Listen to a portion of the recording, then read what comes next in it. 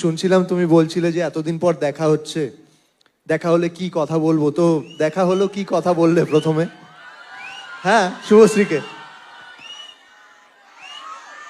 সত্যি কথাটা বলবো না অ্যাক্টিং করবো?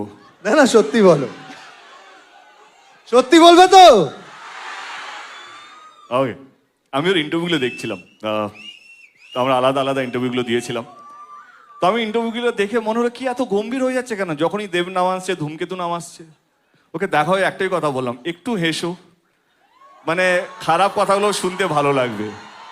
আমি জাস্ট হাসিটা মিস করলাম, বাকি তুমি কি বলেছো আমার কোনো ইয়ে নেই, বাট একটু হেসে কথা বললেও খারাপ কথাগুলো শুনতে ভালো লাগবে, তাই তো বলেছি। তুমি কি বলেছো? ক্যান আই জয়েন, মানে এই আনসারটাতে আমি জয়েন করতে পারি? হ্যাঁ Please.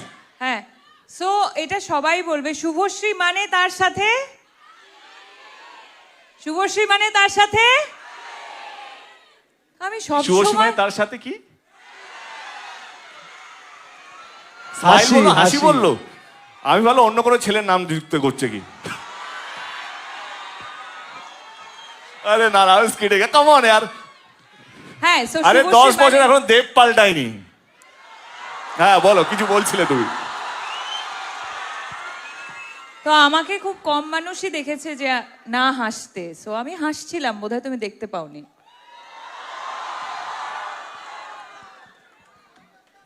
তুমি কি এতটা জিজ্ঞেস করলাম আমার সাথে ফ্রেন্ডশিপ করবে?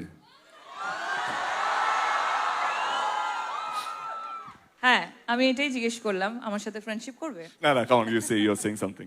না না, এক্স্যাক্টলি আমি এটাই জিজ্ঞেস করলাম যে আমার সাথে ফ্রেন্ডশিপ করবে কিনা। তাছাড়া অফকোর্স যেটা যেটা সবসময় সব ইন্টারভিউতেও বা ইন্টারভিউ ছাড়াও যেটা ইন্টারনালি আমরা জানতাম যে ধূমকেতু নিয়ে আমাদের মেকার্সরা কতটা কতটা উৎসাহিত ছিল। অফকোর্স তোমাদের সাথে সাথে আমাদেরও উৎসাহ সবসময় ছিল, আমরা উদ্গ্রীব হয়েছিলাম।